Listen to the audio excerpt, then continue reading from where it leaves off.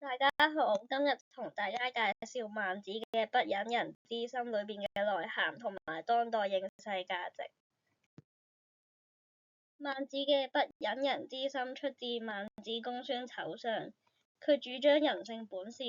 認為每個人與生俱來都具有對他人苦難感到憐憫同埋同情嘅內心。人類嘅道德基礎係由呢種本能嘅仁愛情感出發。孟子用一個著名嘅例子，見到小孩即將跌入個井裏邊，無需任何利益嘅驅動，任何人都會自然萌發搶救嘅衝動嚟說明呢一個普遍嘅人性特質。喺現今呢個競爭激烈同埋快速變遷嘅社會當中，不忍人之心依然具有重要嘅應世價值，可以緩解社會嘅冷漠同埋割裂。喺城市化同埋數字化嘅背景之下，人與人之間嘅關係容易變得疏離。不忍人之心提醒我哋要關注他人嘅需求，培養同理心，有助於減輕社會冷漠嘅現象。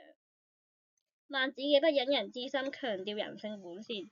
主張人們喺面對他人困境嗰陣會自然產生同情同埋憐憫。然而喺當代社會，呢一個理念可能會受到其他普世價值嘅影響，而導致難以實踐。第一，喺現今人們受到利己主義同埋個人主義嘅影響，主張更加關注自身嘅利益，而減少對他人困境嘅關心。喺現代社會，特別係西方嘅文化中，着重強調人嘅權益同埋自主性，而忽略他人嘅需要同埋處境。一啲人更認為照顧別人並非自己嘅責任。呢個同孟子推己及人嘅精神啱啱相反。第二，受經濟現實同埋市場競爭嘅打擊同埋摧殘，令到人們更專注於自己嘅生存同埋成功，而削弱仁愛同埋利他嘅行為。人們要因為經濟能力而忽略對弱勢群體嘅關懷，導致不忍人之心難以普遍落實。第三，現代社會強調法治，使得人們更加依賴制度去保護個人嘅權益，而非依賴人際間嘅善意同埋道德責任。有時人們會因為擔心法律嘅風險而避免出手幫助他人，例如路人遇險嗰陣會不敢上前援助，會怕承擔法律責任。最後，都市化同埋數字媒體令人際交流變得疏離，人們可能會更加關心自身圈子嘅事，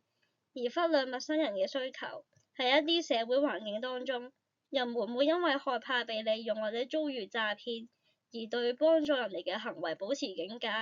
減少咗自然流露嘅不忍人之心。現今有好多新聞報導指出，幫助陌生人帶路會有被拐帶嘅風險，更甚至會有陌生人拎出帶有迷藥嘅毛巾同埋針孔，所以呢啲危機會大大降低人們幫助別人嘅機會。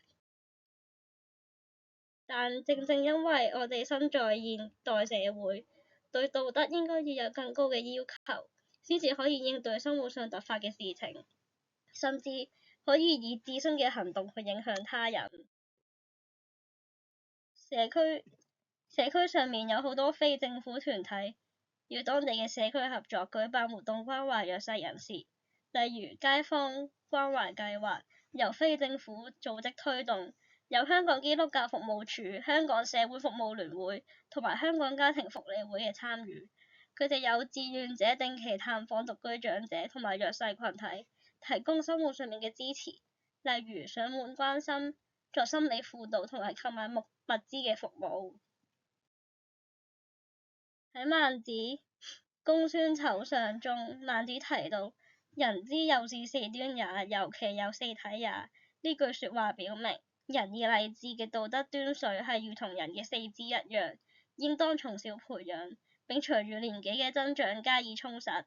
佢進一步指出，凡有四端於我者，茲皆擴而充之矣。若課之此言，傳之此達。呢個意味住，只要人們不斷培養同埋發展呢個善念，就可以推廣至成個社會，更甚至影響天下。孟子認為呢個道德情感應該由幼年開始培養，並透過教育、環境影響同埋個人修養去深化。孟子嘅不忍人之心係一種古老但係極具當代意義嘅思想，佢提醒我哋每個人都可以通過愛同埋善去改變自己同埋世界。通過教育、制度同埋文化共同努力，我哋可以將呢一個理念轉化為促進個人發展同埋社會和諧嘅重要力量，俾不忍人之心喺現代嘅社會土壤中生根發芽。今日分享到此，歡迎各位交流，謝謝。